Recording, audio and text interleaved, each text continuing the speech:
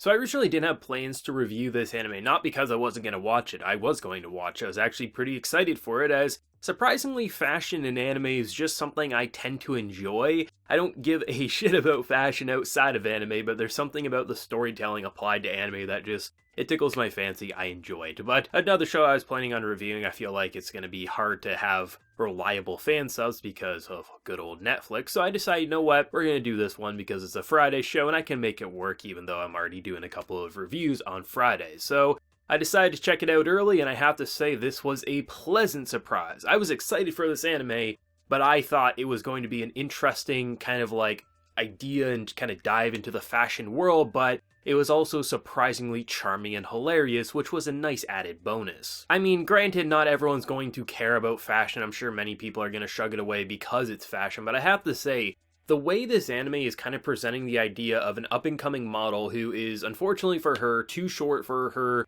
Paris Walk of Fame because, you know, models have to be a certain height, they gotta look a certain way. It's a hungry world out there. People eat others alive for fame and power, and there are, unfortunately, standards that are set that if you don't meet the criteria, you can't do certain things, even if you are beautiful and everything else is perfect about you. If your height or something like that is off, you can't, and heels are cheats and things like that. And then, of course, you have a character who is trying to become a fashion creator, but unfortunately is kind of held down by family obligations. But by the time this episode wraps up, we have a boy being able to finally pursue his dream, getting paid the big bucks to actually be a fashion designer. And of course, we have Chiyuki and just the idea that now she might have a chance, a 1% chance, at being able to go down that runway, which should be impossible, but with a fashion mind such as his, maybe this duo will make it work. I definitely expect there will be some drama at some point in time because fashion industry is all about the drama and who hates who and who will sell someone and kind of push them under the bus. But I have to say how pleasant and charming this first episode was, I think was the great way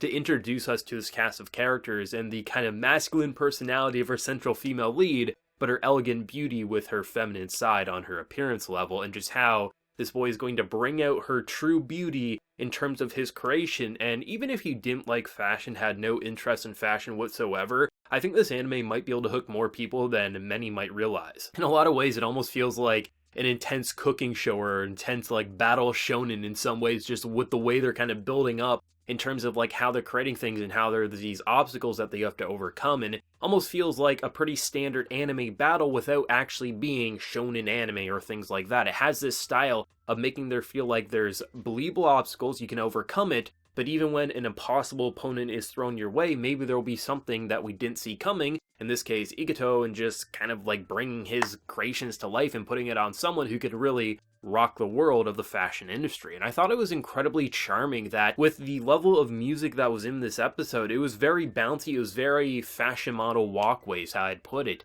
It really did bring out that atmosphere that this anime is clearly going for with its fashion statement. But I have to say, just learning about these two characters and how much I have to say I love our central lead. Like, she is just so blunt, she can be so rude, she can be so hurtful, but at the same time, she's also so charming. I think she just says it how she feels like it is, and whether people take offense to that or, you know, just kind of shrug it off, it's up to them. But I do like how they kind of set it up as being this very typical, okay, daddy's little girl, she's perfect, she's beautiful, she's gonna grow up, she's gonna be the perfect height, she's gonna be able to do all these things, but then her growth spurt just stopped at a young age, meaning that she can't do it. There's limitations, and daddy's money can't bend the rules for that. And because she was just going off for this mindless dream that she'll never be able to attain, he had to fire her and kind of help push her in the right direction, because why chase a dream you can't have? Do something with your looks, you can do other things, don't just try to do this one runway,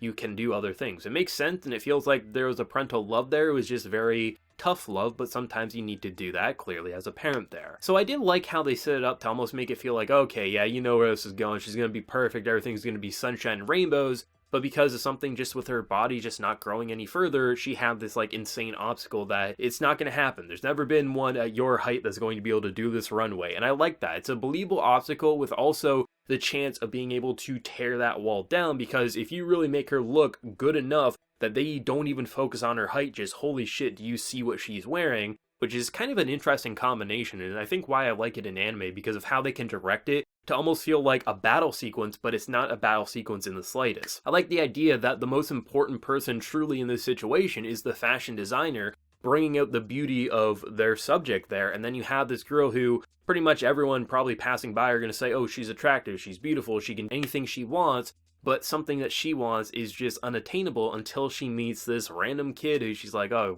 I didn't even know we were classmates. It's this charming relationship that really got a kick out of me, and I was just mesmerized by this episode. I thought it was bright, I thought it was poppy, I thought it was in your face and bold. Like, bold is probably the best word to describe this episode, as it really knew what it was doing, it was confident in what it was doing, and all the ideas that it went for, whether it be family and comedy and cute and adorable, a little romantic undertone possibly, I don't know, could be there, some blushing, but you never know where that could go. Like, everything it kind of brought up, I was like, you know what, this is a good idea for an episode. You could have just made this super dramatic and just had her be crushed in sorrow and just the drama of having to maybe pick up a job you didn't want to do. And I just love how they made it so comfy to be introduced to this world. And maybe there won't be too much drama in this anime. I would be surprised, to be honest, because the fashion industry is a very dog-eat-dog world. I'd be surprised if she doesn't have some conflict and just some unfortunate partners that she'll have to walk down the runway with and things like that. But still, it was a very comfy episode, and I think that's what it needs, because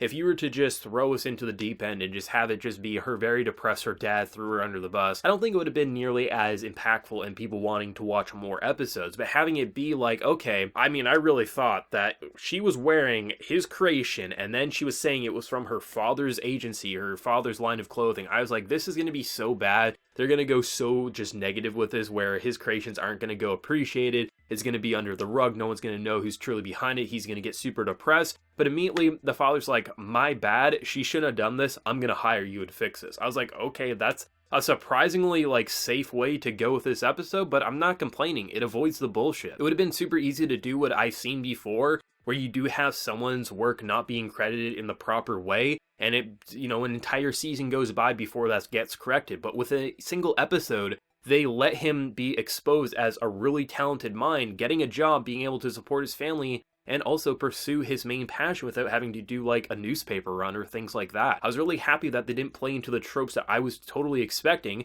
and I probably would enjoy those tropes, to be honest, but they went with a more interesting direction. So now that these characters are fully brought together, you can actually tell a new story that I'm not going to see coming, whether it be funny, whether it be dramatic, or whether it be something in the middle. I think it will all work out spectacular, and I have to say, I have a high praise for this show. I'm incredibly excited to watch this week by week and get up here to review it with everyone. I don't know if it's going to be a hot show of the season, if it's going to go under the rug, if many people will really be watching it and wanting to see reviews or not, but all I know is I'm going to have a fun time reviewing this and watching it, and that's all that matters to me. I definitely gotta say, I love the voice actors though. Just their two central leads and how playful and just back and forth they deliver their lines. It almost feels like someone who's still in their shell and another who's very bold and in your face. And I think it's going to be an interesting dynamic just to see how their relationship is going to continue to blossom, whether it be really good friendship, whether they go the more romantic route. I think any way they wanted to direct these two characters who are now kind of friends at this point in time will be good for me. And I'm really looking forward to see how they're going to continue to evolve as characters and how their voice actors will also evolve, because based on this first episode, I really was charmed by their delivery of lines, and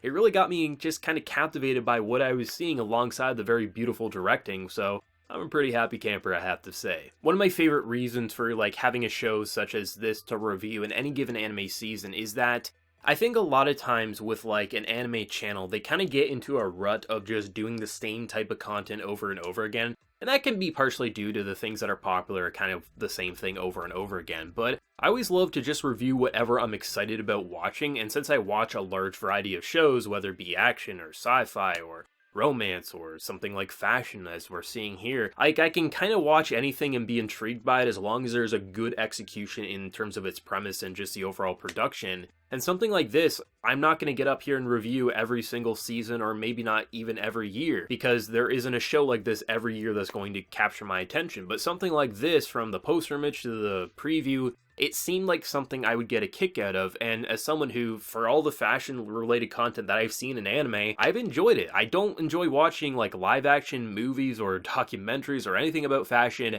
outside of anime, but there's something about the directing that they can apply to this anime setting, which they can make it feel so intense and so intimidating or intoxicating just with very simple directing techniques we see in any other anime but applied to a fashion setting, it just feels fresh and exciting. So I always like that. I always like having something that maybe people don't expect me to review or just aren't expecting to watch themselves, because that's all really this channel is for, is just watching anime and watching things that maybe people don't give the spotlight that it deserves. So I can watch things that I really like and still feel like I'm doing something with my life rather than just watching some Chinese cartoons on the side. Just a little side thought, but it's just something, like, I don't get to come up here and review a fashion show all that often, so definitely does make me happy for sure. I definitely remember, I think I had a few conversations with a few different people saying that when I eventually did get the anime, I was going to at the very least do a first impressions on it, and I still was planning on doing a first impressions, but like I mentioned, I was originally going to do Dorohedoro reviews, but since it's a Netflix show, it's kind of trapped in that hell. I don't really want to wait for fan subs because they're always unreliable and they're always not the best quality.